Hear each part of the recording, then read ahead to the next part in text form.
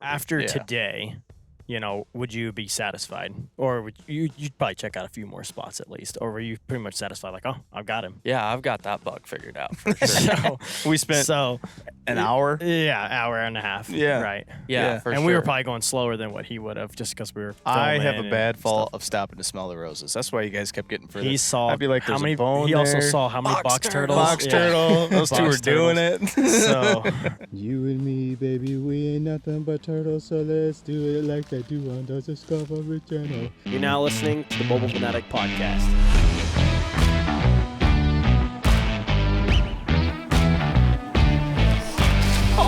that's a giant. We're back at you again with another Mobile Venatic podcast. I got the name correct this time. And again, you have me, Robert Kennedy, Weston, and we have Hunter on today as well. Hunter Hogan, the wizard with a bow, the wizard with hunting. He's the man. Whitetail wizard. Whitetail was. I mean muleys too. We were talking about that last night. We gotta make muley hunting more popular because it looks like so much fun. I wish it was more popular. The videos don't do as good, but man, it's a blast. Right. Your videos Absolutely do it love good when the arrow's kicking sideways and Shorts.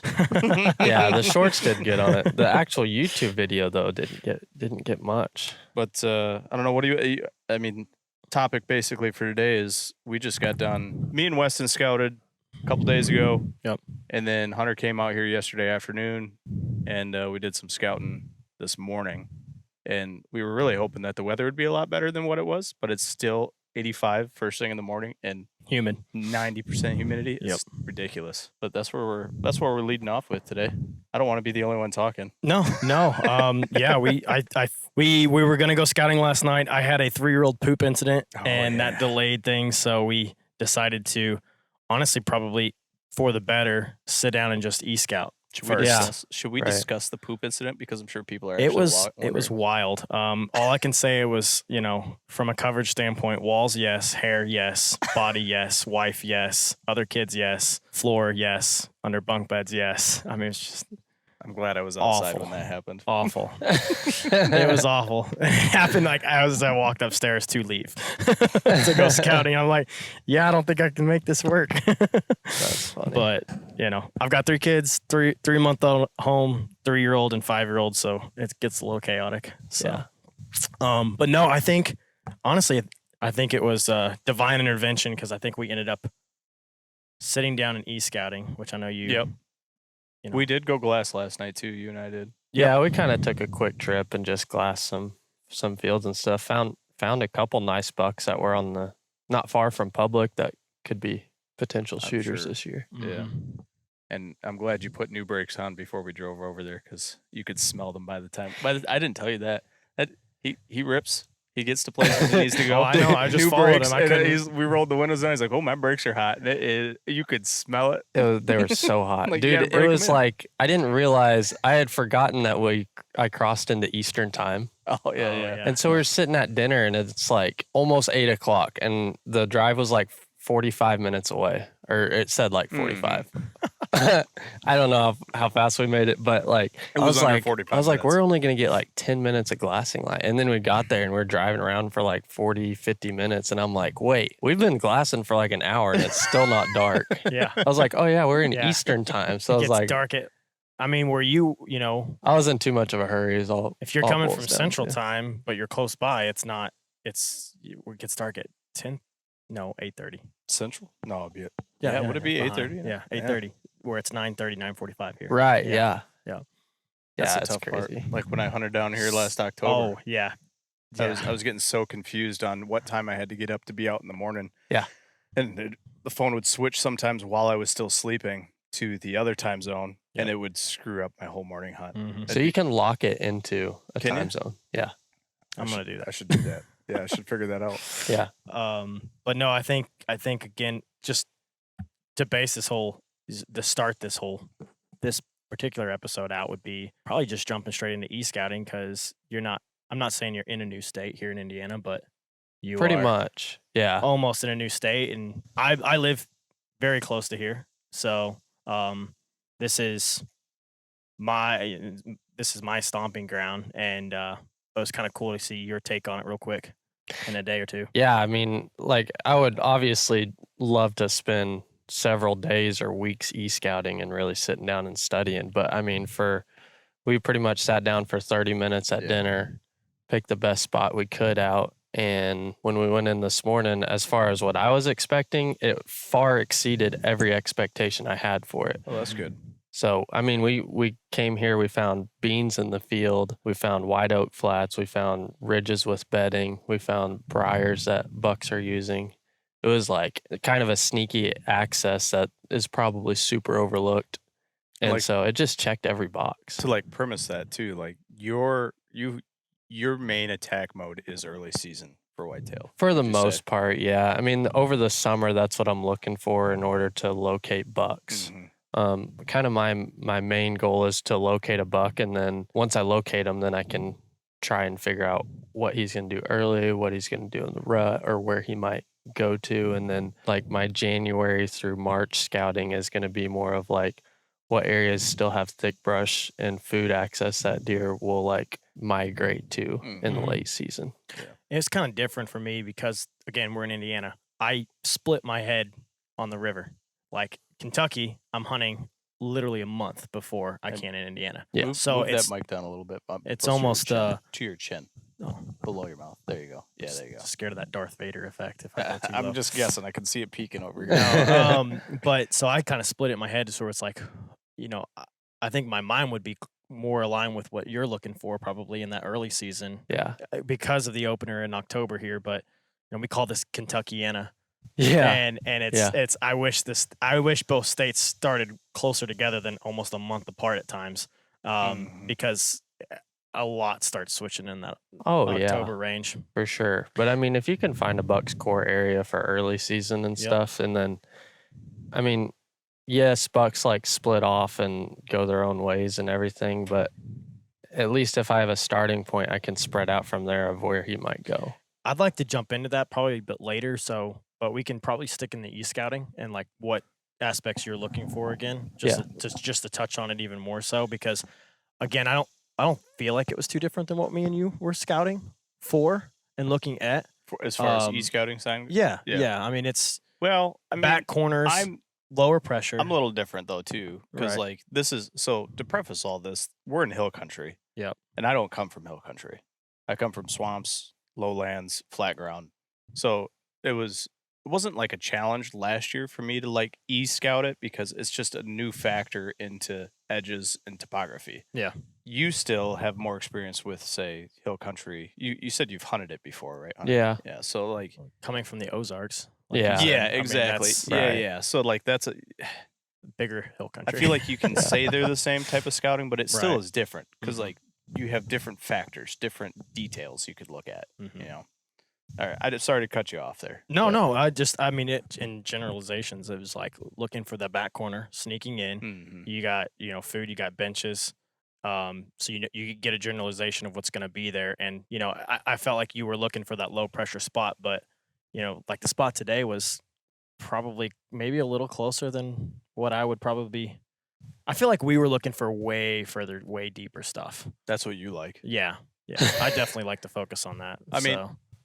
If that's where you got to go, that's where you got to go. But I'm still going to the back of the public or off that private. Yeah. Ag. I'm more so looking for overlooked spots. Yep. Like the place we went today was like, it's going to be super overlooked. Like Mhm. most people aren't going to think to like either park off a highway or like boat in or like, I mean, whatever type of stuff. And I think that's why a lot of times I end up killing so close to an access point. It's like most of the deer I've killed are like 200 to 500 yards from an access point. Right. Which is what we just did. I mean, I where mean, in reality, yeah. the kill tree that I picked out is probably 500 yards from one access point and probably 200 yards from the other I would say access so. point. Yeah, I'd say that's fair. That's what I'm talking about. And it's not necessarily like a parking lot where this is where hunters are supposed to park, but maybe like where I can get into it from. Yeah. Yeah. Somebody drop you off. roadways or Yeah, whatever. I mean else. it aligns with everything that I look for. It's Mhm. it's overlooked, but it's not a far access. Which I wonder if here, like in some states, in some places, you can't park along roadsides. Yeah. I wonder if this Yeah, place is one you of got them. In this careful. particular I try spot, not to. Yeah, in this particular spot, we couldn't. I wouldn't want But- to either because I feel like that's a giveaway too. If you're parking Yeah. right next to where Yeah. this low or The spot me and overlooked you area. scouted, I wouldn't park that off the keys road in. there. That definitely keys in to where you're targeting the spot we hunted or scouted 2 days ago. Like The you said, deep the dive lower you're talking car, about? yeah, the Oh, lower cars yep, and yep. things like that. So, Yeah. no, I definitely agree. I think it was like a state split for me, just being kind of again my stomping ground, and then going into Kentucky is I was always kind of more like I would find or look for that early season sign just to see, I guess, but I've never spent time. I don't think I've afforded myself the time to glass Mhm. or something like you would or observation sit like we've talked about before, where I'm more focused for at least Indiana on that, like we've talked about it, second stage Yeah. where they get pushed out Yeah. potentially. If I've got 3 days to scout, so say like today, tomorrow, and the next day I've got to scout, I would do the scouting we just did this morning. I would probably scout from like early till noon today. And then the rest of my time here is probably going to be in observation sits. Mhm. I mean, midday, I'm probably going to be like scouting around and stuff, but like an observation sit covers every expectation that we had built in our mind there at that place. Like we picked a couple observation trees, and it's like, okay, we found this buck sign here. This is his main trail around the ridge. This is a briar patch that he's bedding in. We actually bumped 2 bucks out of there that were Yep. pretty nice bucks. And it's like they now went across the road and they're in a different area, but like I can cover all of that from scouting trees and just watching it. And that's why like the red moon is so important to me, because when I'm in a scouting set and I want to see what mature deer are there, I want it to be on a night that they're going to be moving before Peak dark. activity. Yes. Yeah. How do you decide between the states though? Like you're if you're scouting Kentucky, Indiana, like just because you kind of want to devote more time to Indiana, red moon scouting, because you only get one. Yeah, I do my e-scouting and pick out spots like what we picked out, and then I'm gonna like it doesn't matter as much on boots on the ground, but if I'm gonna travel out of state, it's gonna be I schedule my trips Yep.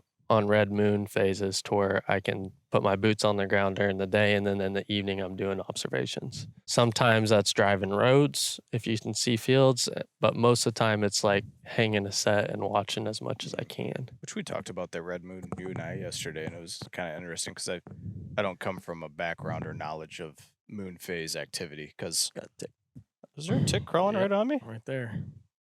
Son of a gun! That's like number 9 for the last 3 days.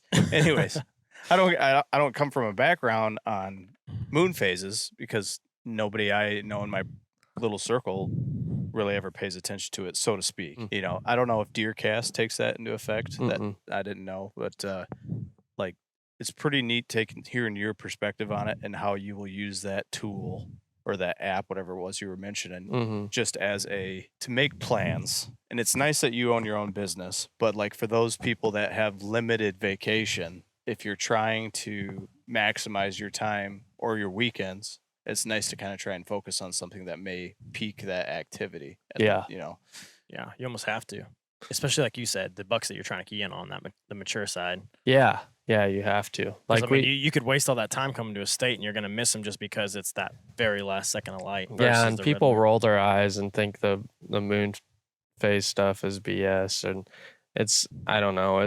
I spend more time than anybody I know watching whitetail year round, Mhm. and for me, and I've traveled a lot to a lot of different states and watch a lot of different bucks over the summer, over the fall, over the winter, in the springtime, even when they're shed and all that stuff. I know for a fact it's the number one factor in Mhm. deer movement.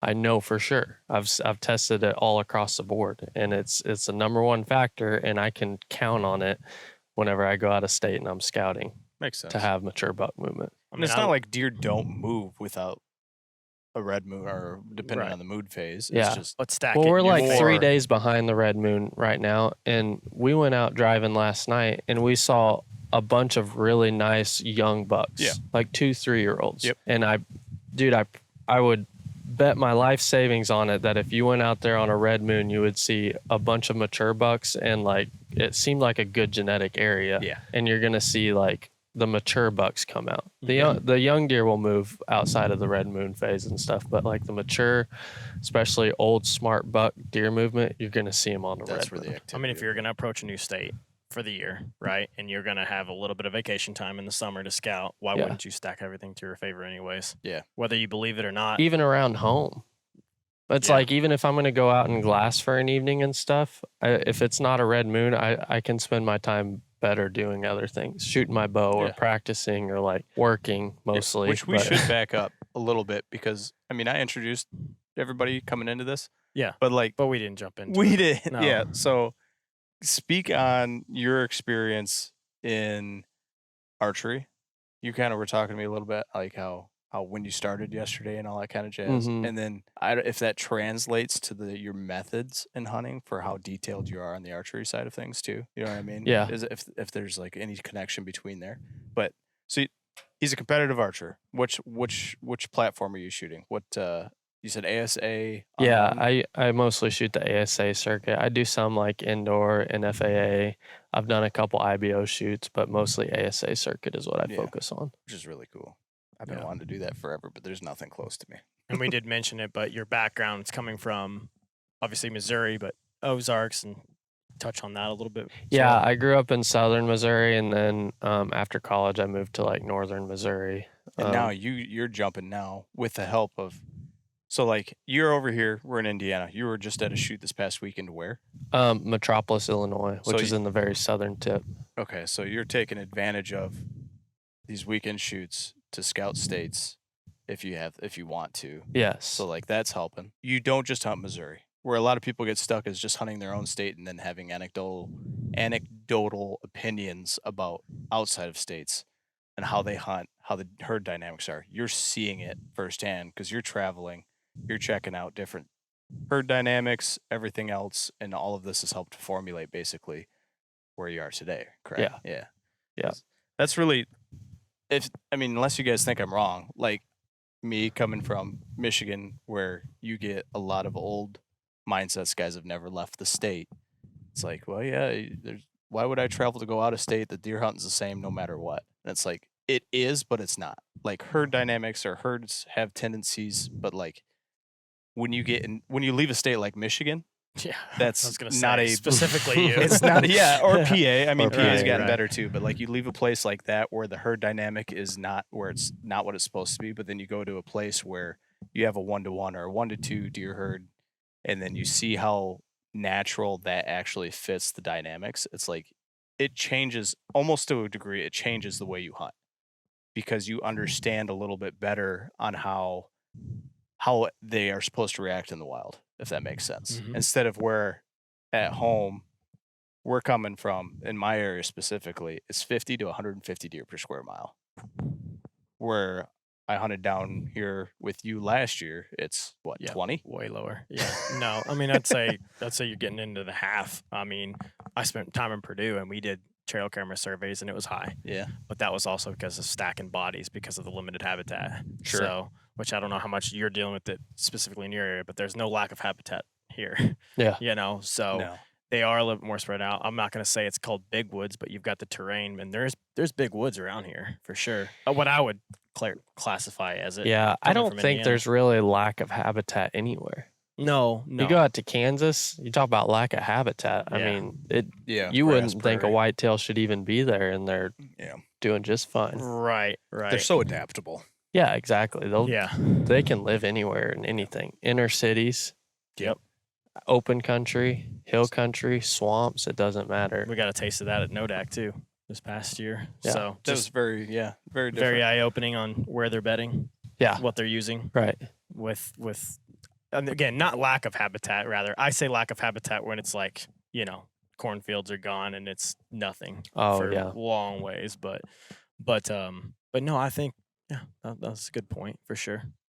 And At the very least, I feel like if you're traveling, say you just, even if it's a specific county in whatever state you're hunting in, and you travel 3 or 4 hours to a different county in your state, you're going to see probably different dynamics, at the very least, different possible habitats. And that may make you a better hunter, or at least a more observant hunter, because you're seeing just differences from one place to another. And you can still, those differences you see, tie them back to wherever you originally hunt at. Yep. It's just, I don't know, it's more knowledge gained as soon as you're moving out. So that's what I was kind of getting at. Like you're seeing all these places with different dynamics and chasing them different ways, mobile 99% of the time, say, but you're able to then build that knowledge base and continue to grow from it. You know? Yeah. It's not overcomplicating deer, because deer can be very predictable and stuff like that, and not what I'm trying to do, but I know I'm kind of rambling here too, so forgive me. Well, the everybody biggest that's mistake listening. you can do is put a whitetail in a box. Mhm. Like if you think that, when we were discussing this earlier when we were scouting, if you think that a buck walks with the wind in his face everywhere he goes, Right.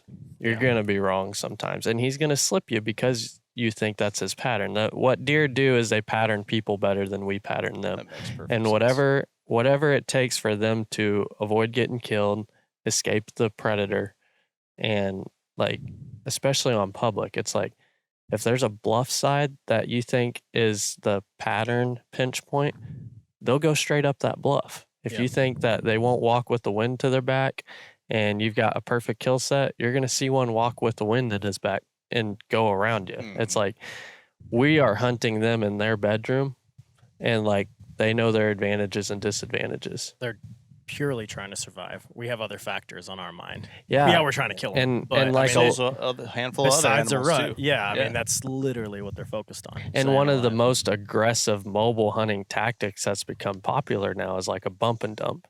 And essentially what that is you're pushing this buck out of his element, out of his advantage, which gives you a little bit of a higher playing card because of that. And so if you push him, it's aggressive, it's risky, he might disappear.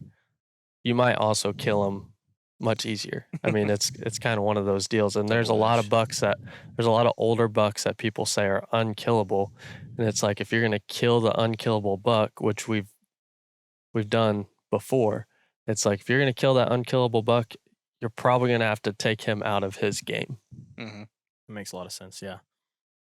But if you put a whitetail in a box, you're going to get proved wrong over and over and over again. Well, you might not perceive that you're getting proved wrong, other than the fact that you're not seeing it. Exactly. Yeah.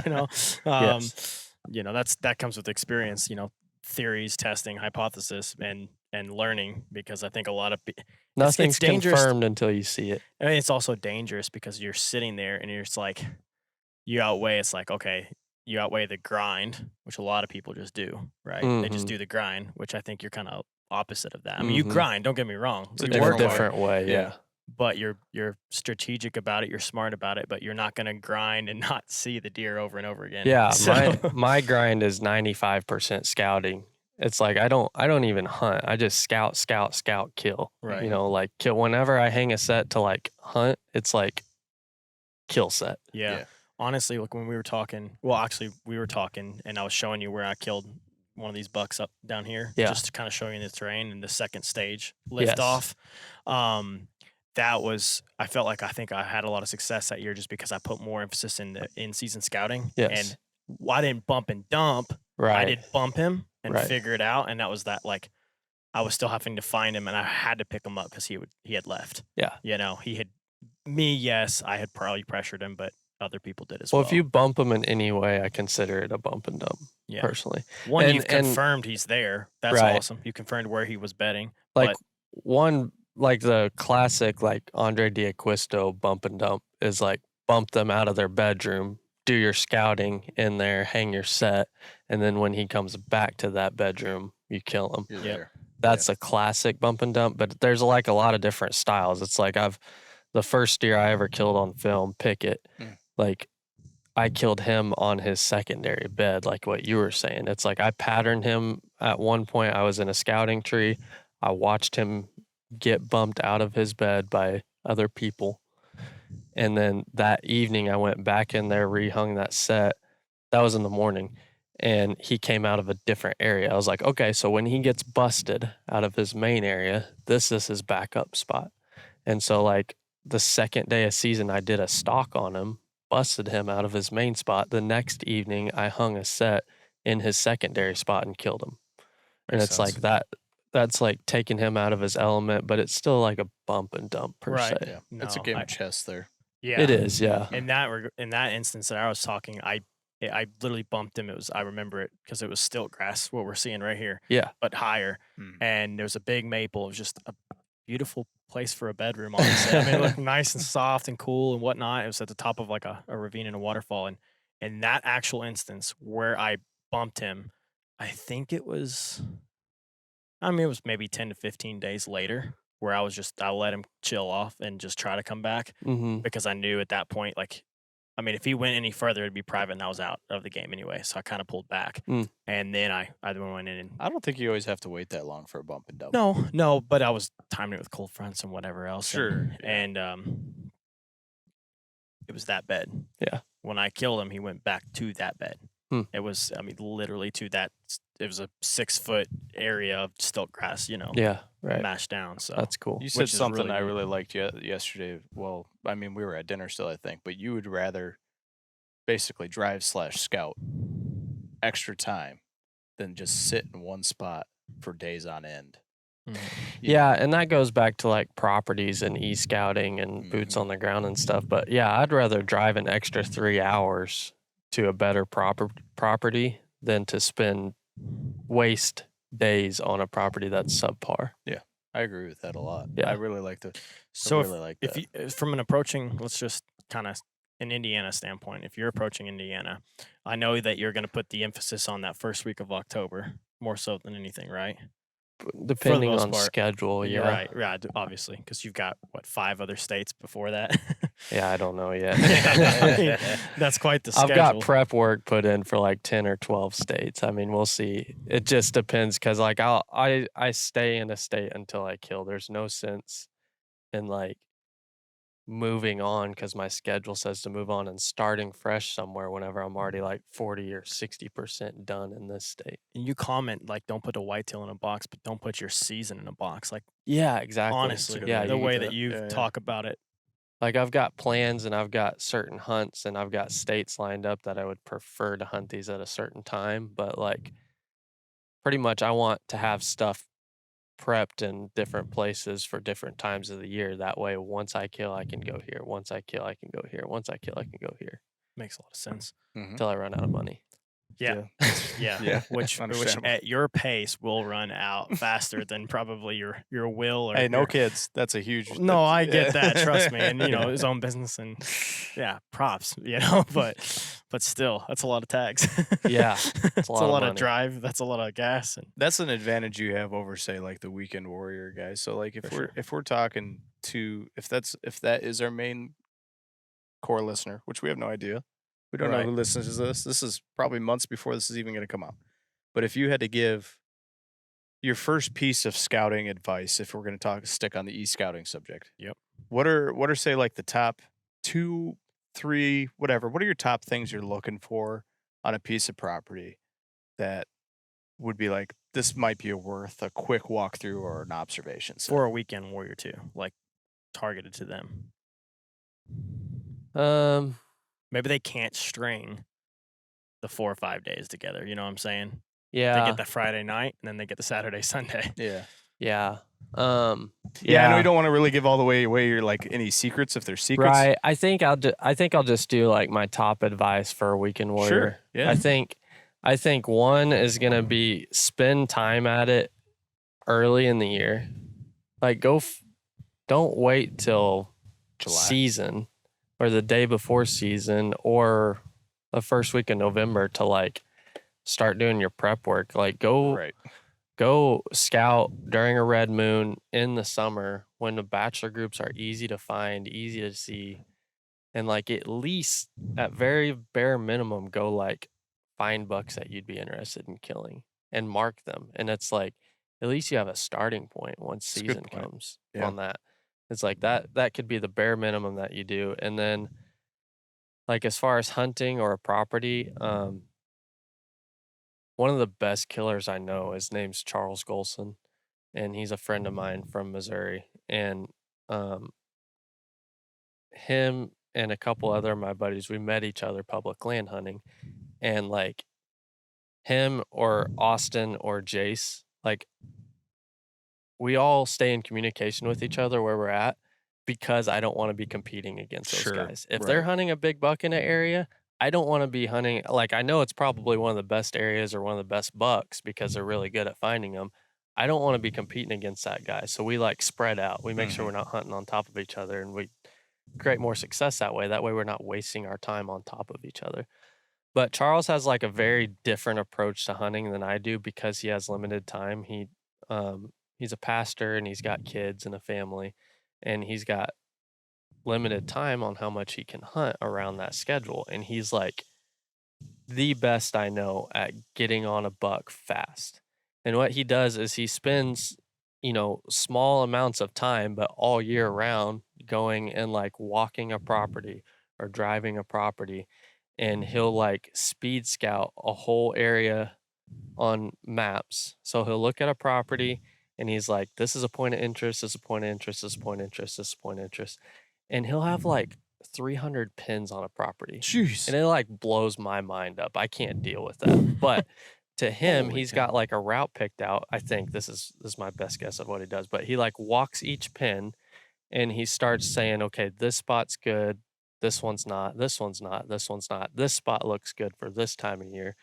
And so what he ends up doing is he ends up with like 2, 3, 4, 5 pins of the best spots on the property for different times a year. Makes sense. And then he goes and scouts another property. And then he goes and scouts another property. Then he goes and scouts another property. And so instead of like my style of like, I'm honing in on this buck, I'm refining his pattern, I'm finding a kill set, I'm like figuring out exactly what that buck's doing to where I can go in and kill him. Charles is like scouting whole properties, finding the best spots on the property. And then with his limited time, when he does get to go hunt and slip away, he like goes to this best pin on this property. And then the next day he might go to this best pin on this property and this best pin on this property.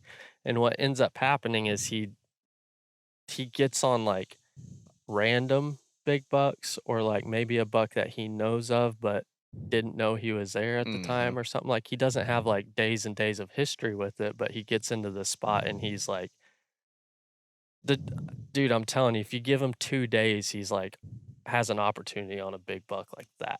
It's crazy. So it's more of like a dissection of property pieces rather than a pattern of a specific deer. Yeah, it's like finding as many money spots as he can. Yeah. And then with his limited time, he like goes to those spots throughout the year. So would you say like that style is more of similar like how I already said, but like patterning just natural deer behavior due to the aspects on the property compared to like what we did Specific. Single specific deer. So like a total herd dynamic pattern. I'm not saying we down was to a specific single deer. behavior We deer. probably I mean, you said you saw 2. You know, 2 good ones. So I Yeah. mean, it's not as Sure. specific. Bachelor, but, yeah. Sure, but the way that he 2 different approaches, I feel like, wouldn't you say? Like Absolutely. Yeah. I'm patterning a buck and he's patterning a property. After Yeah. today, would you be satisfied?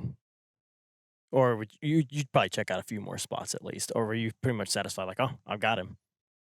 Yeah, I've got that buck figured out for sure. So We spent an hour. Yeah, hour and a half. Yeah. Right. Yeah, for and sure. we were probably going slower than what he would have just because we were I have filming a and bad fault stuff. of stopping to smell the roses. That's why you guys kept getting further. He saw I'd be like, how there's a many bone he also there. saw how many box turtles. Box Yeah. turtle. Those 2 were Box doing it. So yeah.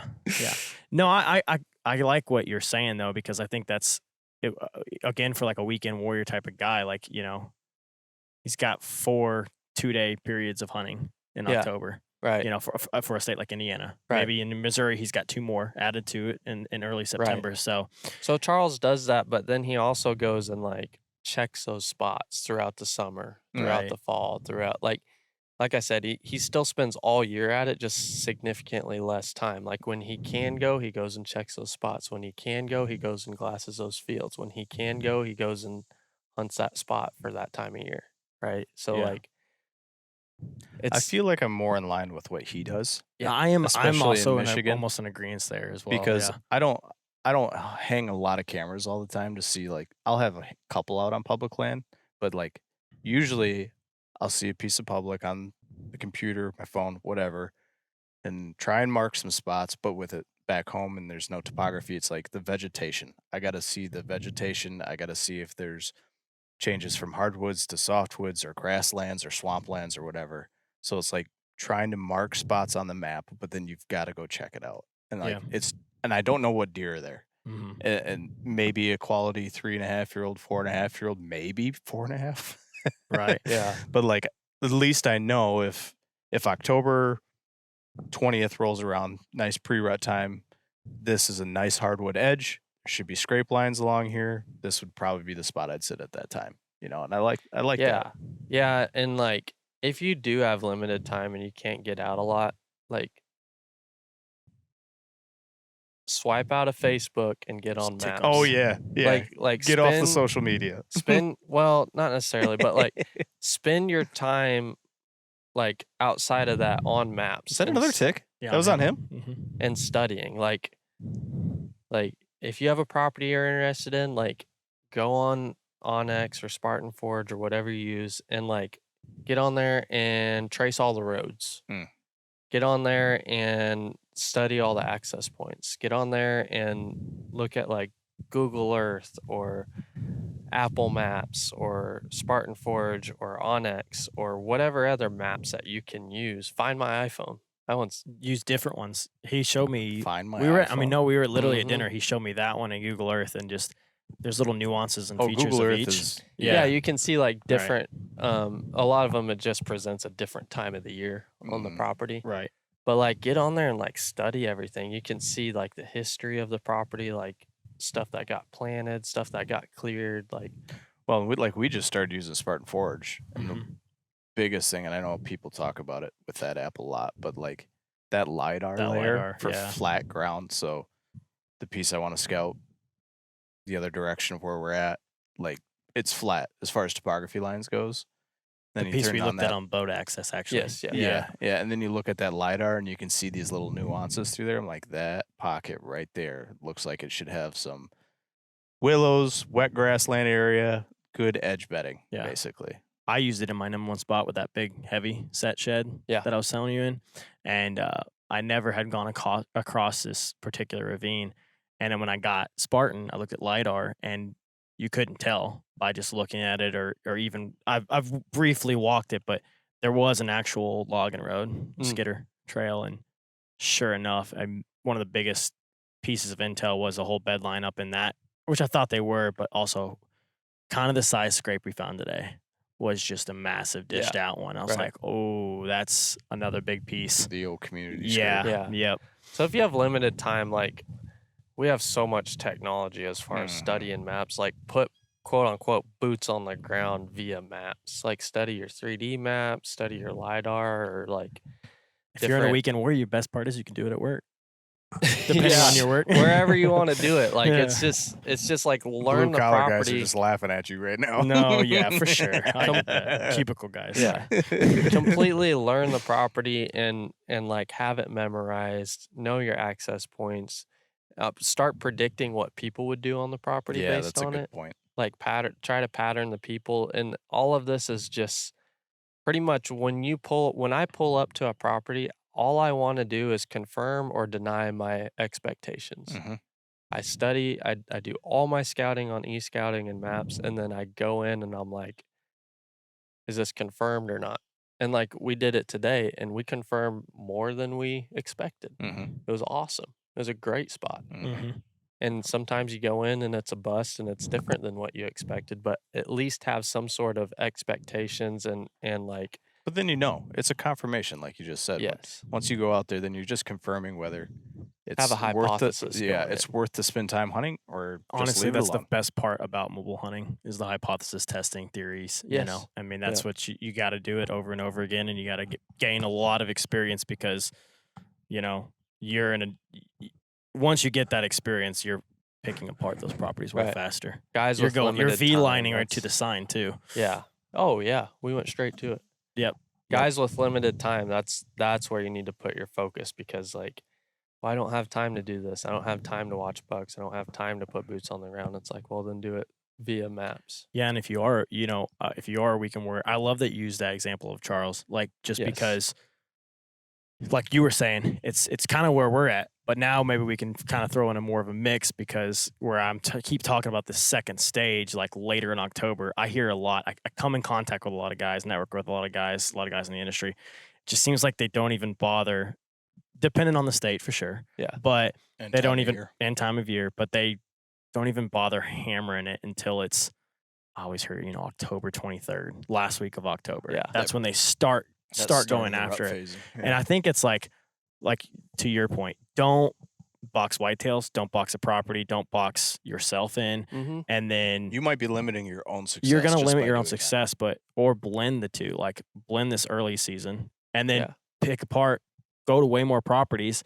And like we were talking, like finding those early season signs, but then instead of just backing out, like maybe go a little bit deeper where you think they might retreat to.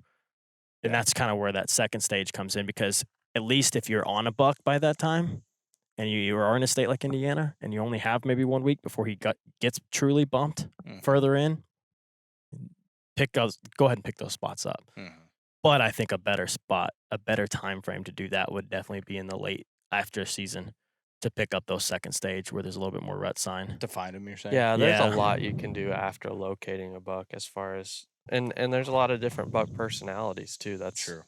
like we talked about boxing and stuff. There people who have absolutes for whitetail are the ones that least understand whitetail truly. Like there's different personalities and there's different things, and it's like he's supposed to do this, he's supposed to do that, and like they only move on cold fronts and they only do this, and it's like those are the people that these older public land bucks learn and pattern, those kind of people that have these absolutes, and they do the opposite a lot of times to live, and they live through.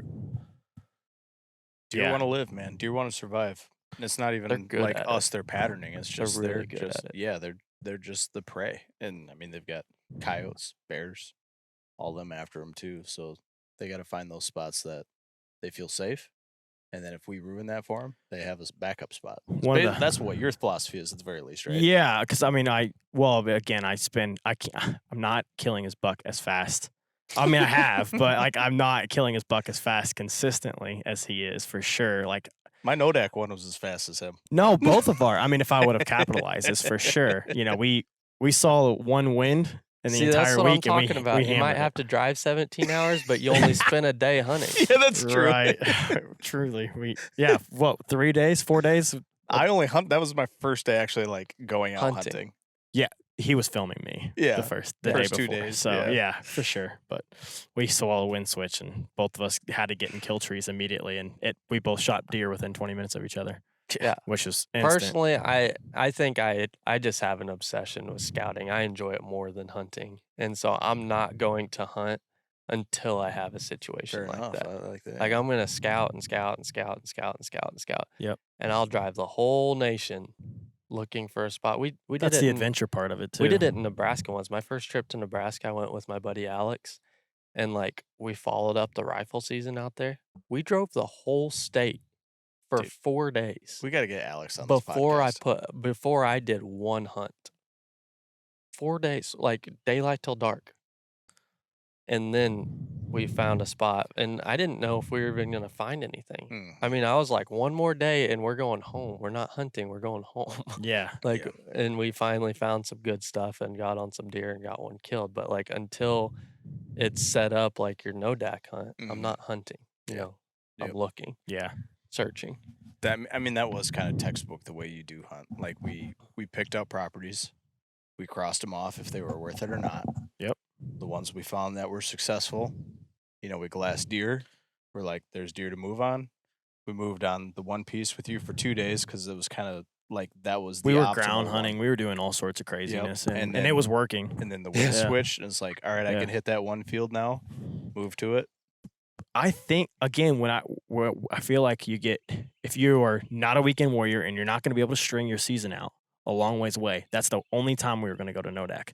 It was make or break, and I wasn't looking at it with that mentality of like I got all season. Yeah, I can back off. I don't have to be aggressive. I can if I make a mistake here, I can catch him back here. Like The private land $1 a year mentality. Yeah. and I think that's again to note on that comment about people hunting maybe starting the last week of October. I think that maybe is more directed in that regard. Or if they don't have vacation time, Yeah. I get it. If they It's want to tough. bracket their time more towards Yeah. that, And get I that. think, and I'm not dissing that either. Like, I think it's really cool if, like, say there's somebody who lives in Kansas. Okay. They've got a private farm. Nobody else is hunting it. They get $1 tag a year. And it's like, that's the only deer they're going to kill that year. And they're like, I don't have to go in on this day on this one.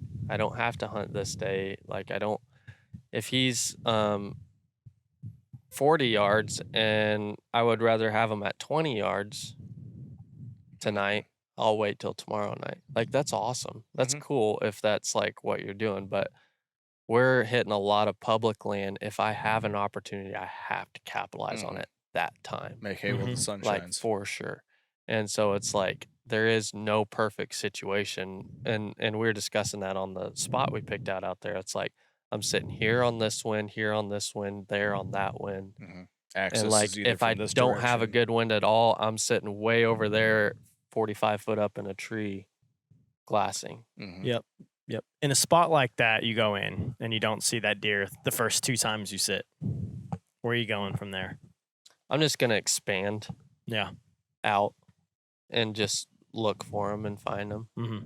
Like they crossed the road earlier. I was lucky I saw them cross the road, and I predicted with us like talking and videoing and which it's not a big deal July 1st. Yeah. Right. Like not a big deal at all. But like I did predict, I was like, we probably bumped them out of here. I heard what I thought was like you or Robert or both of you tripping, through multi-floor rows, and I thought it was you. So I went, hey, I for sure thought it was you. I actually saw some movement too, but come to find out how far you guys were, it was them. Yeah. I'm sure I kicked it. Right. And then we'd walk out of there and then drive off, and 2 bucks cross the road. I'm like, yeah, they crossed the road. So it's like we did all that patterning, found his core area, and it just takes one little snap like that. And now they're across the road like 1,000 yards away. They've got backup spots over there. They don't mind being over there.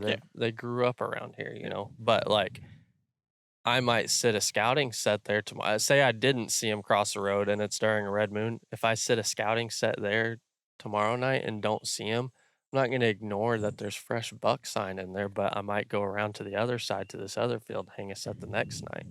Yep. And it's like locate them, It might be moved over just for the next couple days. Yeah, or whatever. Yeah. One thing we talked about on the first very rough podcast we shot, which I don't know how many behind or if this was going to be the next one in the lineup, but one thing we talked about was mobile hunting is opportunistic in nature. You would agree with that. I mean, that's all we're doing.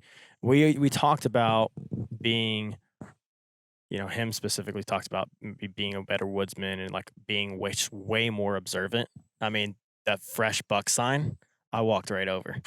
And You it was almost right stepped in behind. it. I mean, I probably almost stepped in it, and I was catching all the spider webs for Hunter, but so I was Most of them. probably Like Hunter's chest down. wizard chest stick chest just down for I Hunter still because I'm catch so him to the short. face. He was catching him in the face. But one thing we talked about in the observant nature of mobile hunting is how often, I think at least, and we talked about, we both cited examples of how success can come down to almost a single detail when it comes to killing a deer. Like something as silly as whatever it happens to be.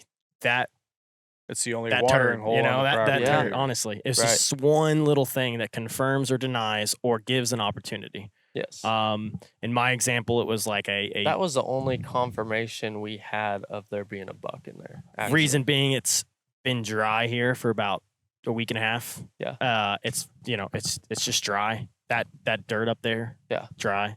South facing slope. It's just Well, here's another funny detail that we were talking about yesterday. Well, as season gets closer, you have pockets of egg, and these pockets of egg have pockets of beans that are months ahead of some of these other pockets of beans that are this big. yeah. Yes. So since season starts here like at October 1st, right? Mm-hmm. When October 1st hits, those ones that are bigger right now, they probably won't be in, but Yep. those ones that are behind, depending on what day bean they are planted and all the farm stuff that goes into it, Yep. those still might be green. Yep. That still might be a better Yeah. opportunity. It's the detail part. Like that's yeah, the key. and I learned something about that last year. Like, I killed ghost in beans on September, I want to say 17th or something. They And were those yellow, beans were right? completely yellow. There Yeah. wasn't a green leaf left Yeah. at all. They were borderline brown. And then like 2 weeks later, we went to a different property that's only 40 minutes away, and Dylan was hunting. This 2 weeks later, like Mhm. almost October. It was like September 29th, let's say.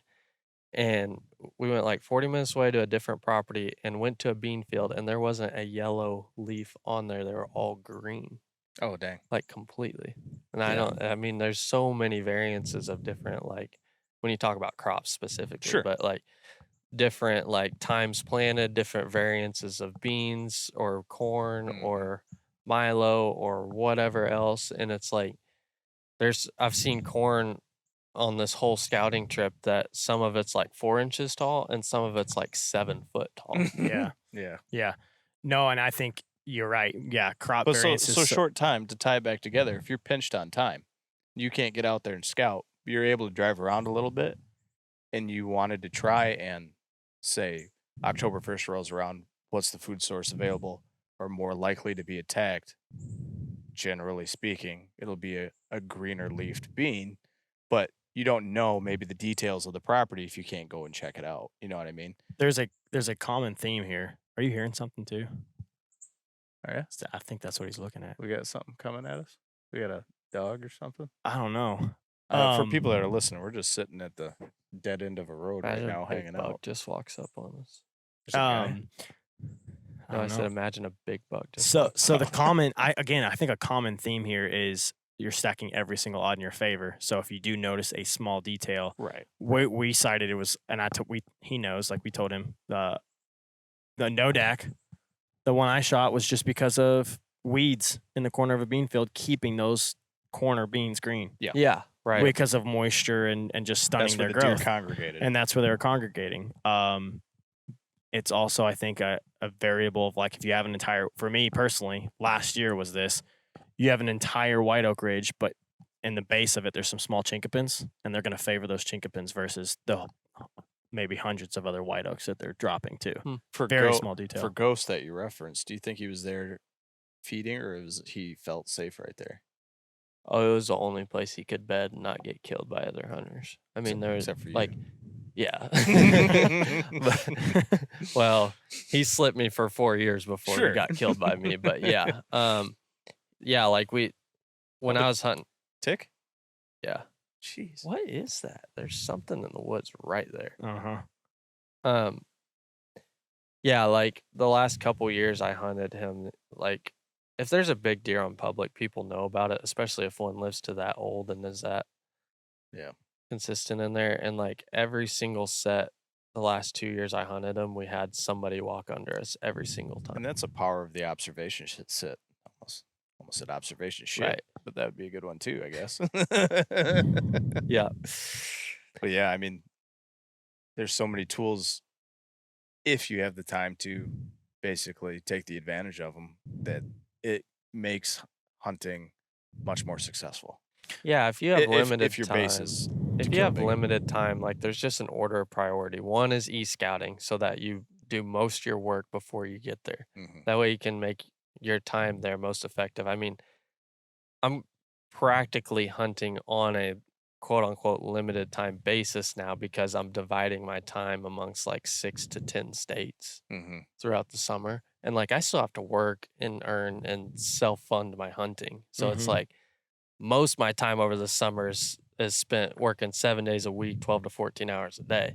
But when I do take a 2 to 3 day trip, I've got everything completely e-scouted, my exact routes I need to drive, my exact routes I need to walk, the exact fields that I need to check, the exact bedding areas I want to look at.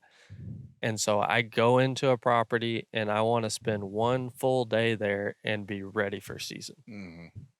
I might not locate a buck, but I know the property and I'm ready for season. Yeah. At least. And you're probably not even hunting the first day or two. You're more scouting and more observing. Yes, exactly. Like when I pull up in season, my number one goal is find a buck. Yeah. Scout until you're Find a buck. finding a buck. Yes. Yeah. Don't waste your time I don't just hunt hunting. sign. I don't hunt tracks. I don't Hunt generalizations. Yeah, I don't hunt any generalizations. I like tracks are frustrating to me because I've seen so many like 110-inch 5 or 6 or 7-year-old bucks that weigh 300 pounds and leave the best track you ever seen in your life. You're like, oh my gosh, it's a giant. And it's not even a buck I'm interested in shooting. And then like one of my buddies shot a 187-inch buck that left like a tiny track.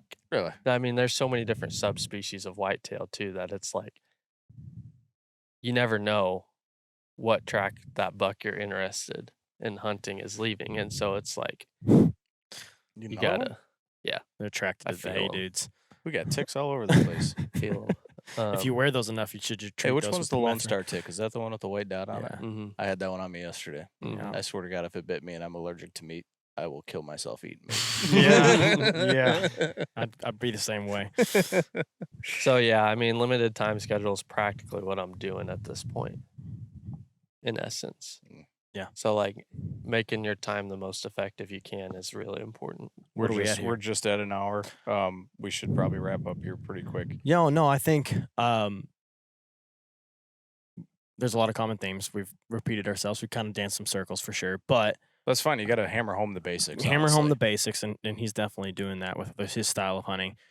I guess we can go into now what is going to probably be released very shortly after this podcast is released, which is your own podcast series. Yes. So why don't we talk a little bit about that? What people can kind of expect from that, and just jump into it lightly so we can kind of preset it, because the way we're hopefully planning this out is this is about a week before another tick. That's a Lone Star. That's a Lone Star. Throw that on Robert.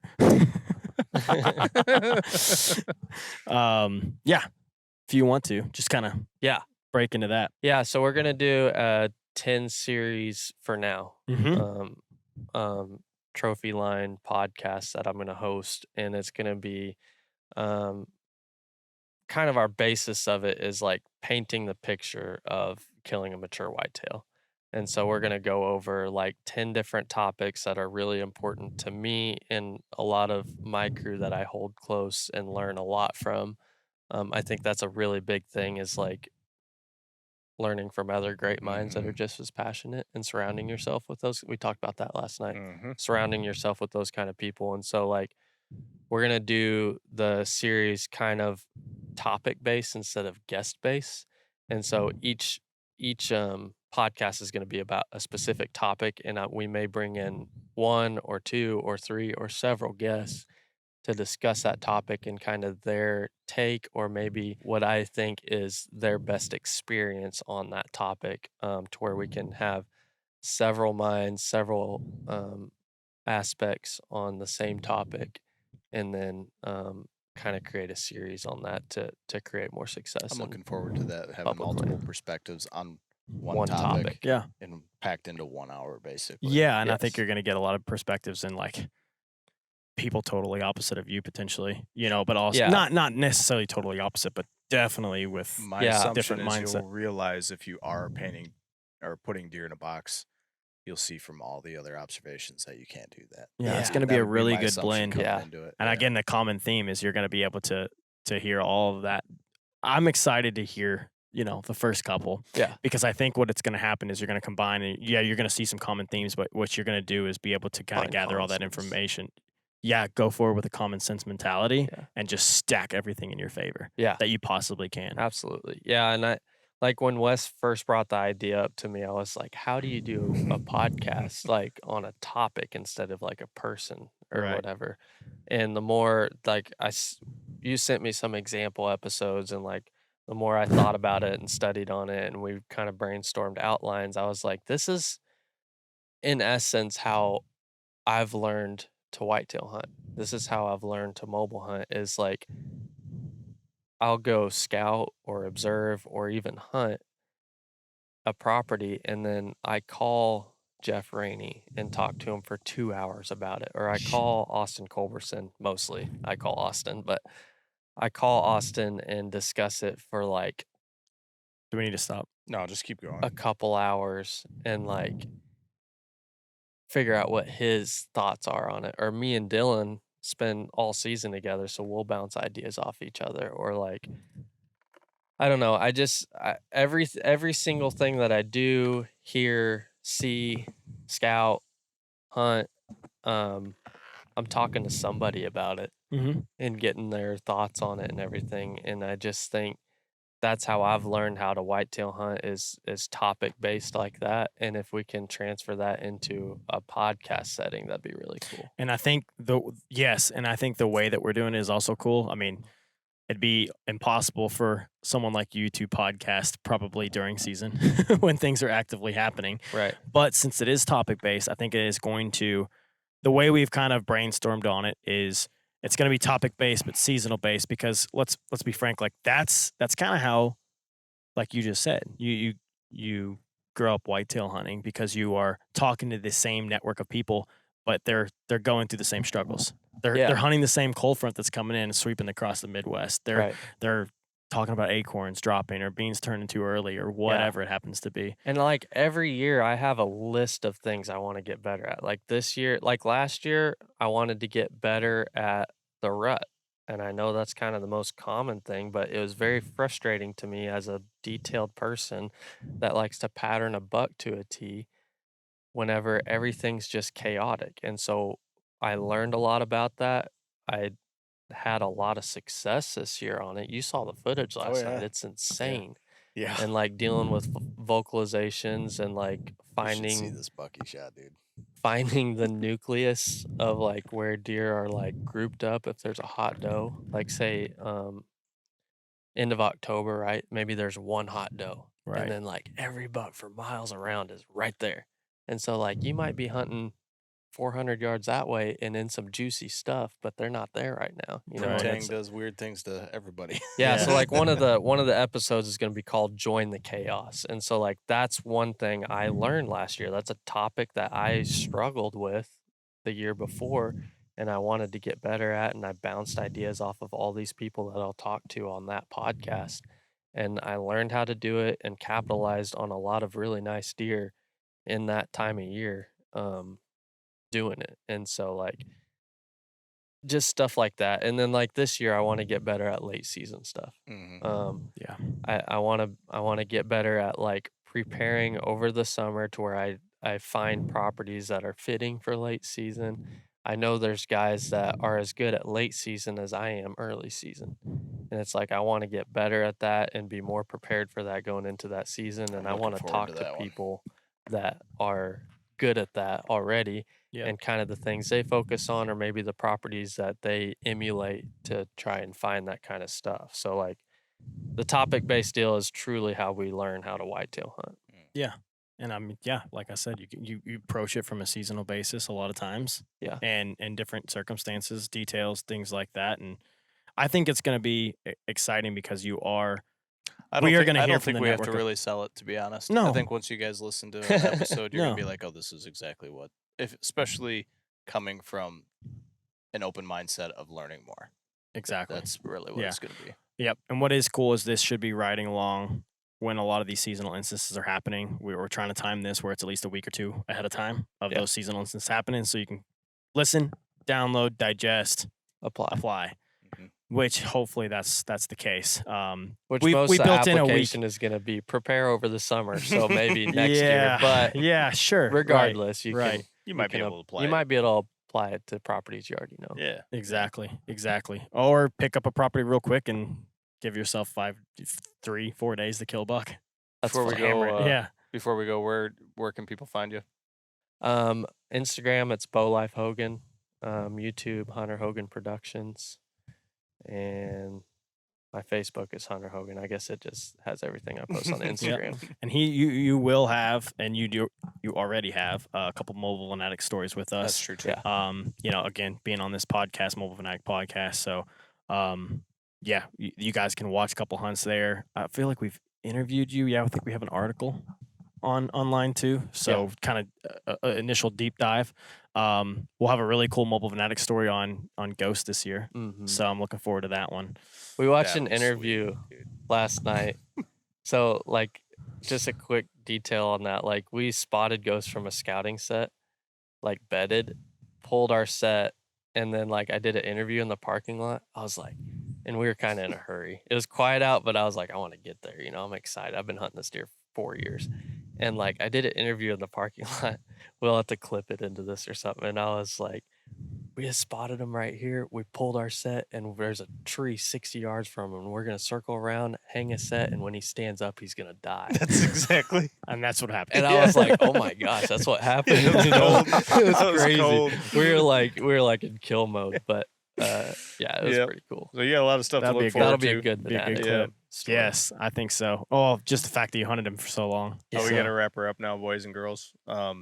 Thanks for listening. Look forward to you can check out Hunter Hogan's stuff. Follow him on Instagram and all the other places you mentioned. Yeah. You guys don't have to do anything else other than wait for the next one. Right. Thanks. See you guys.